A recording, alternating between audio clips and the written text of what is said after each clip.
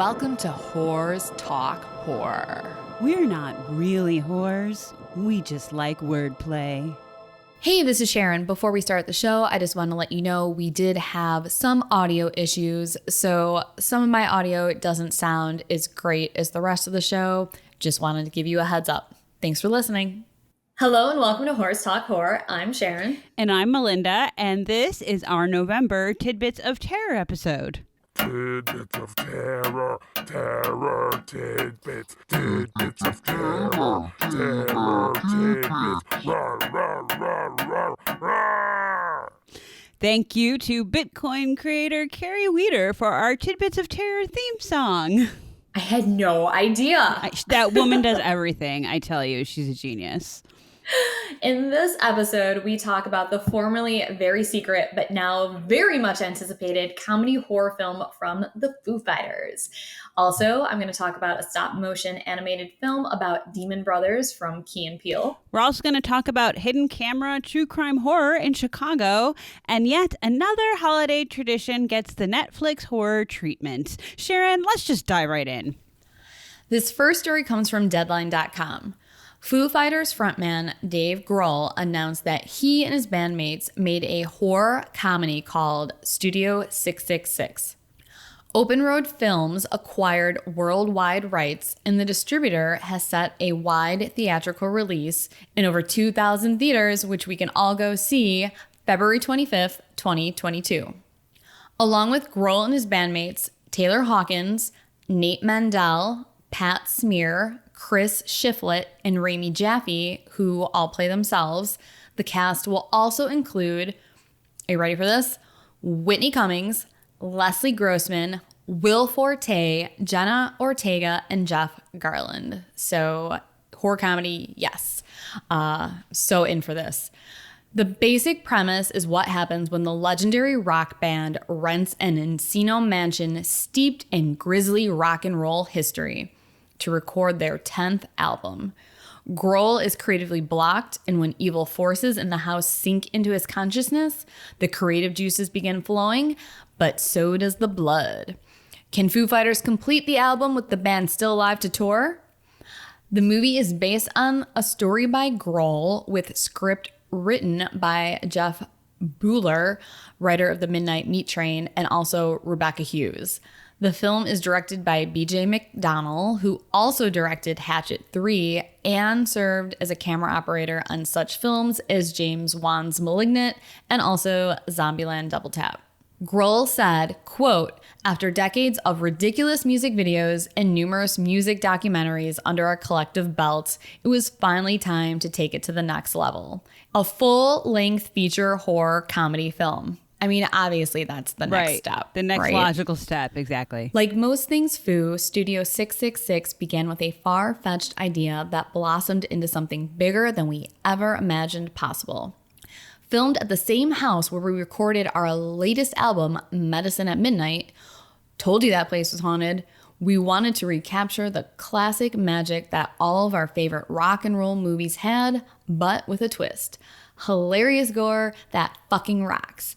And now with the help of Tom Ortenberg and the team at Open Road Films, we can finally let this cat out of the bag after keeping it our best kept secret for 2 years. Be ready to laugh, scream, and headbang into your popcorn. Studio 666 will fuck you up. End quote. That sounds amazing. That is going to be such a fun movie. I love Dave Grohl. I love the Foo Fighters. So I will totally be there. Spencer, you want to go opening day? Yes, dear. Yes, dear. While director B.J. McDonnell called the film, quote, "a perfect combination of all things I love. Rock, horror, and comedy all tied together in a very thrilling motion picture. I am so excited to have teamed up with the Foo Fighters to create an old school band movie. It's been years since we've seen something like The Beatles' Help, The Monkey's Head, or Kiss meets the Phantom of the Park. Take that 60s, 70s old school band film fun, mix it with horror, and Studio 666 is born. I am so ecstatic for audiences of film and music to come together and enjoy our film," end quote. I'm so ecstatic too. Can't wait. Wow. Well, that's setting expectations rather high. I mean, I'm not expecting it to be some award-winning, Oscar-winning film or anything like that, but at the very least, it's going to be a lot of fun. And as I said, I love Dave Grohl. I love the Foo Fighters. I love horror comedy. I love gore. So this is right up my alley. And don't forget, you love rock. Rock. All right, moving right along. Mindy, you have a creepy local Chicago story for us? I do. The story is rather recent. Yes, it's Chicago specific, and the circumstances definitely fall under the things that make us paranoid category. And I was going to read the title from the NBCChicago.com article that I read about this story, but I don't think that I'm going to. I think I'm just going to dive in and let you all learn as we go what's happening. Maybe you can read the title of the article after. Yeah. The two women, known as Jane and Julie Doe, to protect their privacy, of course, are suing Michael Johnston and his wife, Kelly Halverson, in a civil suit, claiming the couple used hidden cameras to capture nude images of both women without their consent. Jane and Julie Doe are also seeking an injunction to prevent any footage that might still exist from being shared. So here's the situation here. Let me break it down. So Jane Doe was hired in December of 2019 as a home manager, child caretaker, and personal assistant to Michael Johnston and Kelly Halverson. Julie Doe also worked as a nanny for one of Michael Johnston's close friends. The girls were roommates and had recently graduated from DePaul University, so this was like legit their first job out of college.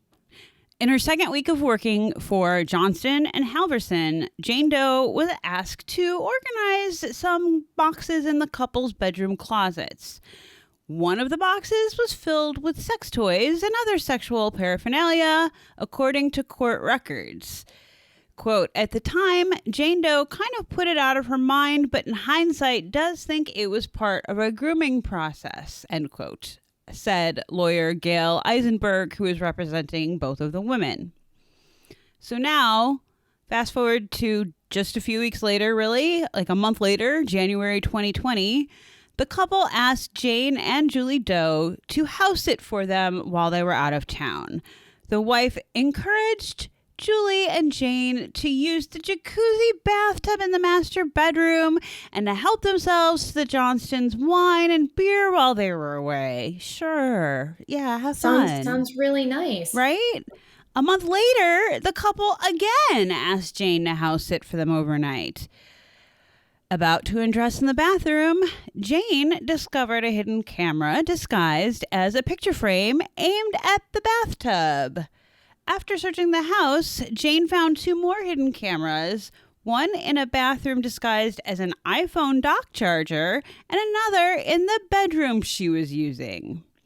Lawyer Eisenberg said that these were motion sensor cameras, and so any person who would have entered those rooms would have turned on the camera. On November 10th, Michael Johnston appeared in bond court on a felony charge of making an unauthorized recording in a bathroom. His wife has not been charged, as of yet anyway. So, what makes this an even bigger deal, especially for Chicago folk, is that Michael Johnston is the now former CEO of the Chicago-based music label Audio Tree and the music venues Shuba's Tavern and Lincoln Hall. Both are pretty well known, to say the least, for Chicago music fans. And our previous guest on the show, Katie Rich, my former roommate, and I actually lived down the street from Shuba's for a number of years. And we would hang out at the bar and saw shows there quite a few times. So now I can't help but wonder if in the bathroom at Shuba's, it was somehow rigged to see us all peeing. Gross. So anyway, this story is crazy for Chicago folks specifically, of course, due to Michael Johnston's involvement. But more importantly, this is one of those worst fear situations, and it reminded me of the Airbnb horror stories we discussed in, I believe, episode 107. It just sent a chill down my spine because, ew. So today's PSA is no matter where you are or how well you know people, stay vigilant because people are weirdos. And here's proof. Isn't that creepy as fuck? That is creepy as fuck. Yeah. And I've also hung out at that bar with you in the past. A very, very long time ago. Oh my God, that seems like forever ago. I know. This is also similar to that horror movie, Alison Brie. I don't remember the Rental. Right. Oh, yeah. Similar to that. And the funny thing is that I just stayed in my first Airbnb since we did that episode about Airbnb horror stories. And I did not follow any of the rules that I warn people to do when they go to an Airbnb, like check for cameras and bring, sensors to put on the door in case someone comes into the rental while you're there. Yeah, I totally ignored everything and was just like, it's safe, right? Sure. Well, next time, remember Shubas. Yeah. Next Airbnb, I will have to take my own advice. Okay, so maybe on to a less creepy topic. Sharon, what do you have next for us? So I know many of you listeners are big fans of the films The Nightmare Before Christmas and also Coraline, both of which are directed by Henry Selick. Well, his newest directorial debut will be Wendell Wild, a stop-motion animated film starring Jordan Peele and Keegan-Michael Key. Jordan Peele co-wrote the film along with Henry Selick and Clay McLeod Chapman. Peele also serves as a producer through his company Monkey Paw Productions. Because that guy never sleeps either. Seriously. Man, he is just I don't know. Prolific, does not even begin to describe. Geniuses, I guess, don't sleep. I don't know how they can function without sleeping and stay on their game because I think everything Jordan Peele touches is pretty much gold in my opinion. Yeah. The film was originally announced in 2015. The project was picked up by Netflix in 2018 and was set to have a 2021 release date. It will now be released in 2022, and the first teaser trailer for Wendell Wild was released late October, which is why we are including it in this Tidbits, because it came out after our last Tidbits, I think, was already recorded. We will include the link to the teaser in the show notes. I watched it, and the film has a very, very similar look to The Nightmare Before Christmas, which is one of my all-time favorite films. It looks really cool. And it really does not give anything away. I mean, it is a teaser for sure, which I like because I don't watch trailers anymore. Not a whole lot is known about the film except that the story will focus on demon brothers Wendell and Wild, played by Key and Peele, as they face off against Sister Helly, a demon-fighting nun, and her two followers, Kat and Raoul. It is said that for inspiration, Henry Selick used Charles Addams cartoons along with the original Twilight Zone series, Ray Harryhausen's stop-motion animated monsters, the musical compositions, The Night of the Bald Mountain, and the film The Night of the Hunter, and also the 1978 version of Invasion of the Body Snatchers. So that is a lot of really, really good inspiration for the film. Can't wait to see how it all ties into this finished project. So keep an eye out for Wendell Wild sometime in 2022. We don't know an exact date as of now. Netflix will also be releasing Guillermo del Toro's stop-motion animated musical fantasy Pinocchio, which I didn't realize was a thing. Oh man, I heard about that years ago. Yeah, really? I did too, but I didn't think it was even happening anymore. Yeah, I was wondering. Well, yeah, it looks like it's been in the works for a while, but it's set to be released in 2022 as well. And listen to this cast. It stars Finn Wolfhard, Tilda Swinton, Ewan McGregor, Christoph Waltz, Kate Blanchett, John Turturro, David Bradley, and Ron Perlman.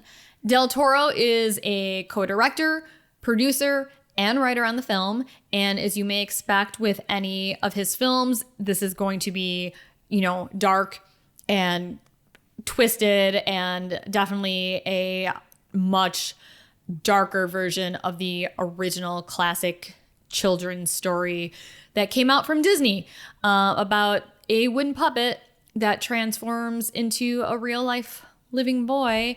But honestly, when you think about it, the original Pinocchio is kind of a dark story as well. Even, the Disney film. It's pretty fucked up. Yeah, for sure. I just have one question, and this sounds awesome.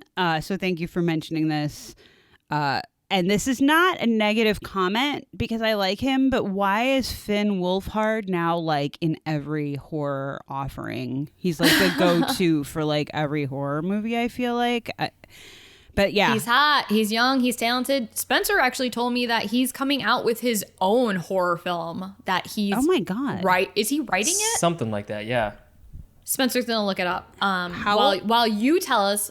What did you say? I was just going to say, how old is he? This is off track, but I think he's got to be like almost 20 now. Spencer will look that up as well. He's almost 21, actually. He'll be turning 21 in December. Nope, math is hard. He's actually almost 19. So let's look at his filmography real quick. Let's talk about Finn Wolfhard for a moment, shall we? Yeah. This is the Finn Wolfhard section of the episode. Okay, so... All right, so I found this quicker than Spencer. Damn it. Spencerpedia, you're fired. All right, so Finn Wolfhard, comes from Bloody Disgusting, but it says here, Finn Wolfhard returns to the small screen, 4th season of Stranger Things, blah, blah, blah. He's also going to be in Ghostbusters Afterlife, which we are all seeing today. I'm so fucking excited. Let's see. But he is getting set to make his own horror movie. He says it's a horror comedy slasher movie that takes place at a camp. Real original, Finn. Never been done before, Finn. Okay. The website notes that the mysterious project is a feature film rather than a short. In the meantime, you can watch Wolfhard's Night Shifts, which there's a link to on here. I guess it's a short film. Yeah, he made one. That he released on YouTube earlier this year. Oh. So yeah, he's having a good moment right now in his career. So sure, I'll watch that, I guess. Horror comedy slasher that takes place at a camp. I mean, come on. Yeah. Why wouldn't I watch that? That's true. Yeah. Interesting. Well, that's a little extra tidbit that was unexpected. Yeah. Extra on an extra tidbit. All right, Mindy. So you have some other Netflix series news, right? I do. And I hope it's not. But one possible reason for Wendell and Wild's delayed release could have been to make way for this new Netflix series. It's a Christmas-themed short series called Elves, and it will be available for streaming starting November 28th. A link with the trailer will be in the show notes, of course, but this series actually comes to us via Netflix from Denmark. And here's the description. Hoping to reconnect over Christmas, a family of 4 travels to a remote island in the Danish archipelago, only to find it controlled by members of a strongly religious community living in balance with fierce creatures in the woods revealed to be elves, real monstrous beings that inspired the folklore and myths we all know. When the girl in the family finds and brings home a baby elf, she inadvertently disrupts the balance and throws everyone on the island into a life or death battle for faith, family, and pure survival. So it's like Midsummer with a Christmas twist. And elves. Well, that's the Christmas twist. I'm guessing that there's probably going to be some like thinly veiled metaphors that relate to like human nature at the heart of like the 6-episode story. But when I first heard the plot, my initial thought was Gremlins, with like the little girl bringing home the baby elf. Like it made me think of Gizmo and whatever. I don't know. I did watch the trailer, and yeah, it looks kind of like Midsummer with elves that may or may not be scary. Yeah, as soon as you said religious community, I was like Midsummer. And like this, sounds kind of judgy, but like I find it hard to get excited about Christmas stuff, even horror, with a few exceptions, of course. One example being, no surprise to frequent listeners of this show, a certain classic slasher film from the 70s we talk about often, along with its recently released and utterly fantastic fan-made sequel, It's Me, Billy. But I digress. For those of you who do enjoy a little bit of Christmas, more so than Sharon and I do anyway, this tidbit's for you guys. To paraphrase a Gizmodo article about the series, as alarming as elves are when perched atop shelves, Netflix is taking yet another holiday tradition and giving it a creepy-ass backstory. I might not watch it personally, but I can respect making Christmas creepy, and we at Horror Talk Horror consider it our duty to report on any and all horror news. So even if one listener hears this and thinks, Elves might be my jam, we've done our duty. Also, I said duty twice. You're welcome. I think I'm definitely going to watch this. I've actually started liking Christmas more because of Christmas horror. Oh. Like the last few years, I would say I've kind of stopped buying presents for most of my family, which I think that's like one of the things I hate most about Christmas is the expectation to like embrace consumerism and like fight each other over stupid fucking presents that people don't really need and trying to buy for everyone and dealing with crowds at stores and malls and the traffic, or, you know, trying to get everything shipped to your home in time and putting extra strain on all the workers who have to ship these items out and deliver them. Like, I hate the consumerism of it. I'm not religious, so Christmas has no religious meaning to me, and I don't have children, so I can't even enjoy, you know, that part of it. I get if you have kids, it's like fun to, you know, decorate trees and pretend they're Santa Claus and whatever. But yeah, for me, I'm enjoying the lights and the decorations. And also the Christmas horror, so it makes it a little less horrible. For a second there, I was going to be like, well, back it up a little bit, because you were like, I don't have kids and I hate Christmas. And I live with my cats. Like, I mean, I do buy them, you know, cute little gifts sometimes, but I do too. I have a quick question about this elves thing. When I think of elves in like Denmark and Iceland and that whole world, you know, I don't think of Christmas elves. So you watch the trailer, are they Christmas elves? no, they're like evil elves. Right. So that's the thing. It's like it might take place during Christmas, but it's like the elves are just elves, you know, creepy woods elves. Yeah, they're not like Santa elves. No. Right. That sounds cool. That's the other thing I've appreciated more is traditions around the world, embracing more of the folklore of Christmas. Like last year when we did our Christmas episode, we discussed some Christmas true crime stories, but then also I talked about all the different Santa Clauses in Iceland. The Christmas cat. The Christmas cat that like eats children, and the Christmas witch. And then we talked about Polish folklore with vampires, or no, sorry, werewolves. Yeah, I think I also am gonna enjoy more of the folklore from other countries than some of the silly traditions that we have here, because it's just creepier and spookier. Totally. Mindy, we forgot to have you read the title of the last article. The Shubas thing.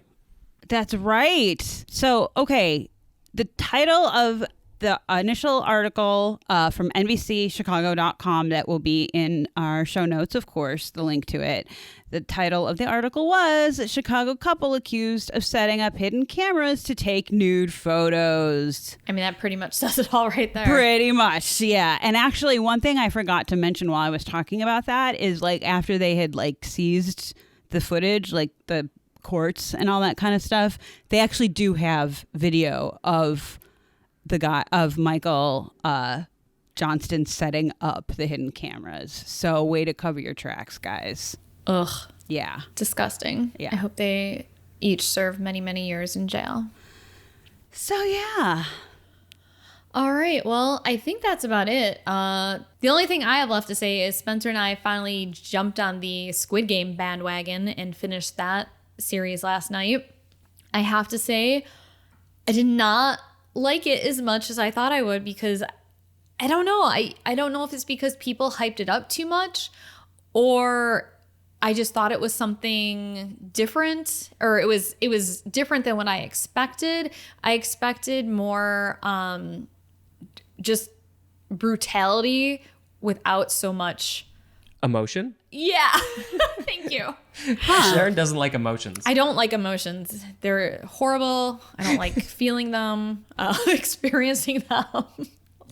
I just want to get rid of all of my emotions. Yeah, I was also not expecting so much emotion, which I think is good. You know, it's this like completely ridiculous concept, but also brings a lot of emotion into it, which was, totally not expected. But yeah, I think it's worth watching. It's definitely worth watching. I will say, though, that the episode with the marbles fucking wrecked me, and I needed to take 2 days off. And then the episode right after that with the glass bridge was like so anxiety inducing.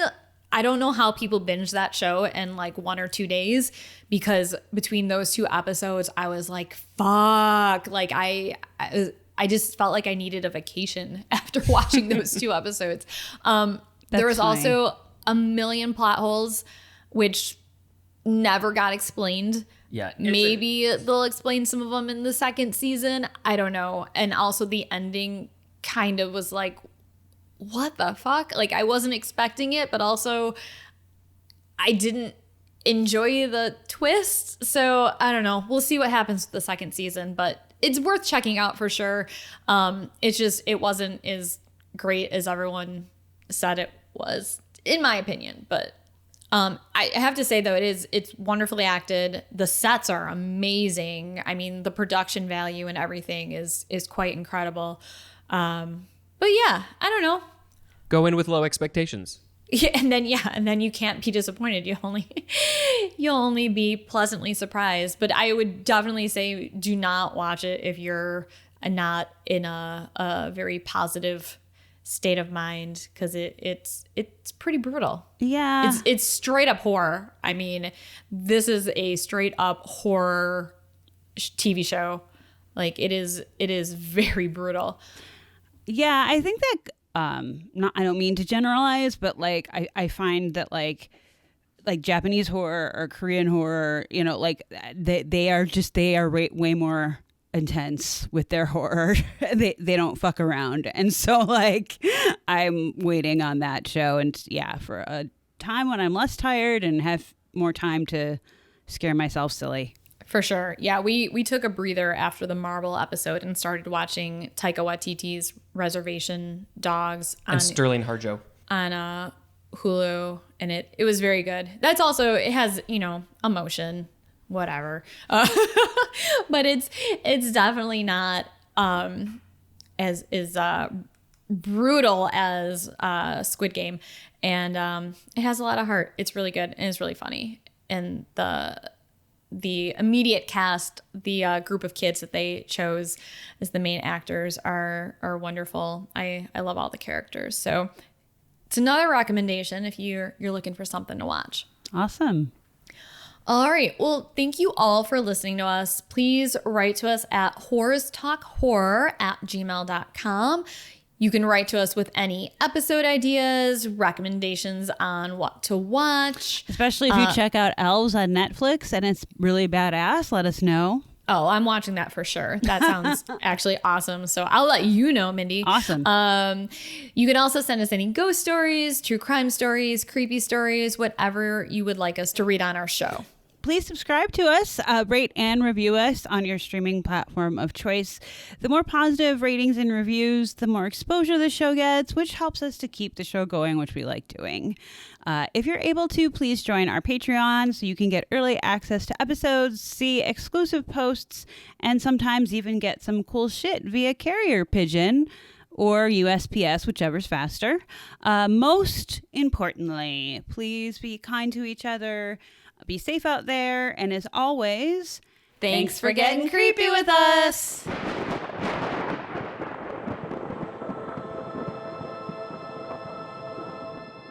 Sharon, you want a beer? Oh my God.